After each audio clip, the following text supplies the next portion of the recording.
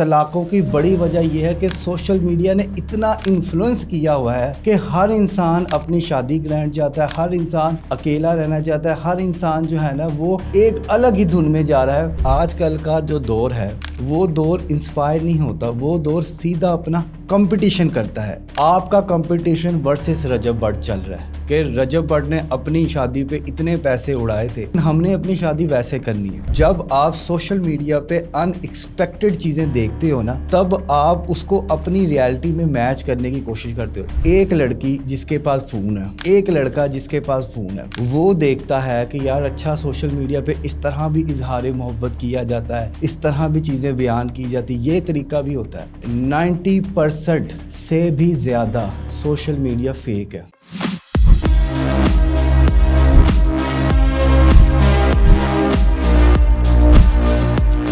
السلام علیکم خواتین و حضرات، میں ہوں Haroon Ikram, relationship and mental wellness coach, اور آج ہم ایک اہم مسئلے پہ بات کریں گے۔ وہ مسئلہ ہے کہ آیا طلاقیں اتنی زیادہ کیوں ہو رہی ہیں؟ دیکھیں، میں تقریباً 10 سال سے زیادہ اس فیلڈ میں رہ چکا ہوں۔ لوگوں کی کاؤنسلنگ، کوچنگ، روزانہ بریک اپ، پیچ اپ، شادی، طلاق کے جو قصے میرے پاس آتے رہتے ہیں۔ میری کوشش یہ ہوتی ہے کہ میں رشتہ بچا لوں، سمجھا دوں، لیکن میں نے کچھ مین پوائنٹس نوٹ کی ہیں جس کی وجہ سے طلاق ہوتی ہے۔ طلاق ہونے کی پہلی وجہ ہے سوشل میڈیا۔ دیکھیں، آج کل کا جو دور ہے وہ دور انسپائر نہیں ہوتا، وہ دور سیدھا اپنا کمپٹیشن کرتا ہے۔ آپ کا کمپٹیشن ورسز رجب بٹ چل رہا ہے کہ رجب بٹ نے اپنی شادی پہ اتنے پیسے اڑائے تھے۔ اللہ عالم وہ پیسے اصل تھے، نقل تھے، کیا تھا، سپانسر تھے، اس کے دوست کس نیے سے آئے تھے، لیکن ہم نے اپنی شادی ویسے کرنی ہے۔ اب جب آپ سوشل میڈیا پہ ان ایکسپیکٹڈ چیزیں دیکھتے ہو نا، تب آپ اس کو اپنی ریالٹی میں میچ کرنے کی کوشش کرتے ہو۔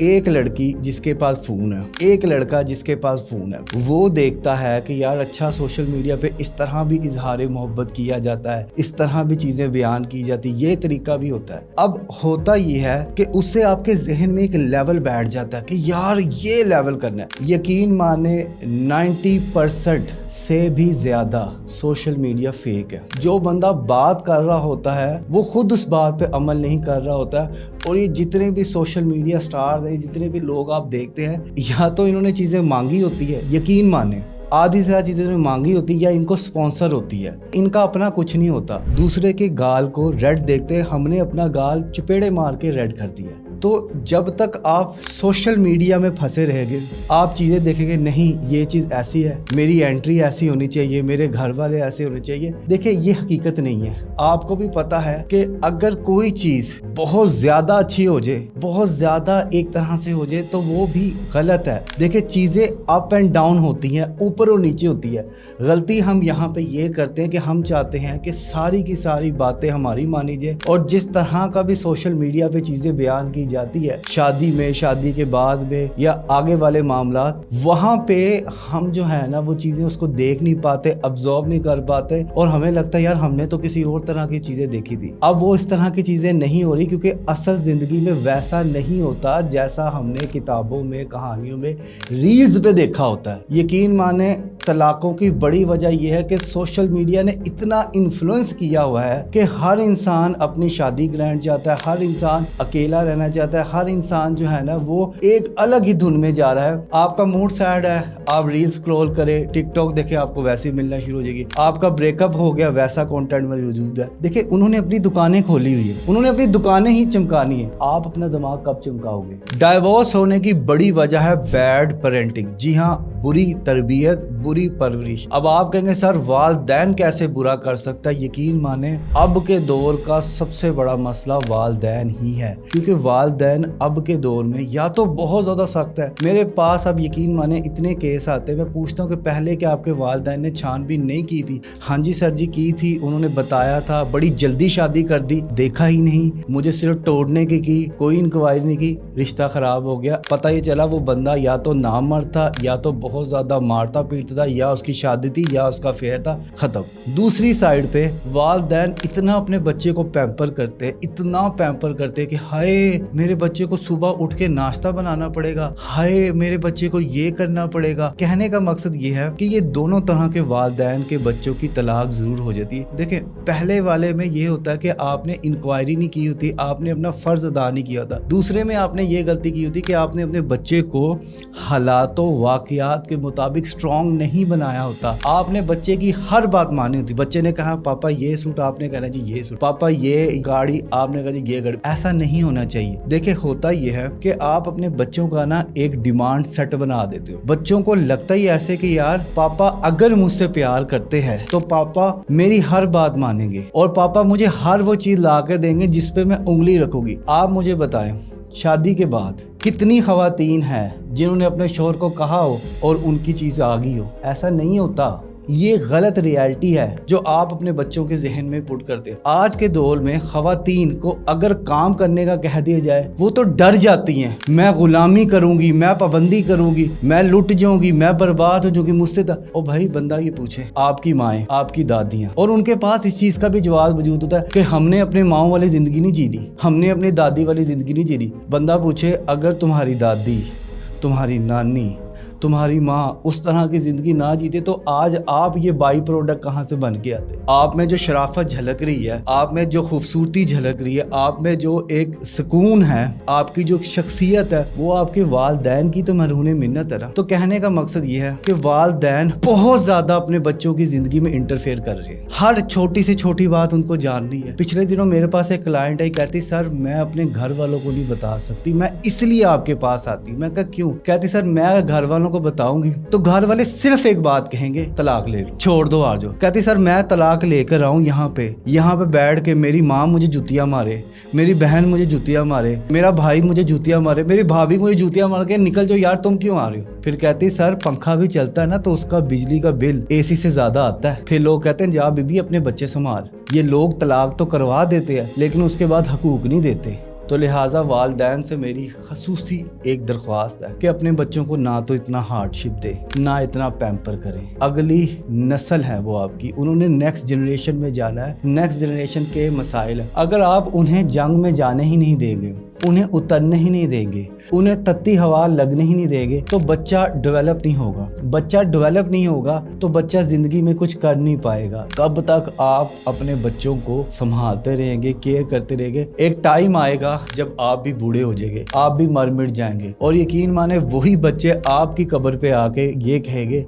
कि माँ पापा आपने क्यों नहीं मुझे सिखाया कि हालात का मुकाबला भी करते हैं, आपने क्यों नहीं मुझे बताया कि बर्दाश्त भी होती है, आपने क्यों नहीं मुझे बताया कि सब्र भी एक नाम की चीज़ होती है। आपके कहे पे मैं घर छोड़ के आ गई, तलाक ले ली, रिश्ता ख़त्म कर दिया, अब पापा मैं कहाँ जाऊँ, भाई ने निकाल दिया। और यकीन माने ये सारी बातें मेरी आंखों देखी क्लाइंट्स रो रो के अपनी कहानियाँ मुझे बताते हैं कि सर ये हो गया हमारे साथ। तो वालिदैन को परवरिश करने की, समझाने की, समझने की खुद को बहुत ज़्यादा ज़रूरत है कि हर दफ़ा दूसरा इंसान गलत नहीं होता, कभी अपनी गलती भी तस्लीम कर लेते हैं। डाइवोर्स की तीसरी बड़ी वजह है अना, गरूर, तकब्बुर और बर्दाश्त की कमी। हमें ये बात हर इंसान को सिखानी चाहिए कि अगर रिश्ता बचाना है तो अना की कुर्बानी देनी पड़नी है। बहुत सी जगहों पे आपको समझौता करना पड़ना है, बहुत सी जगहों पे आपको स्टैंड लेना पड़ता है। अब होता ये है कि या तो हम स्टैंड ही नहीं ले रहे होते या हम इतना कॉम्प्रोमाइज़ कर लेते कि हमें पता ही नहीं चलता कि क्या हिसाब है क्या नहीं। रिसेंटली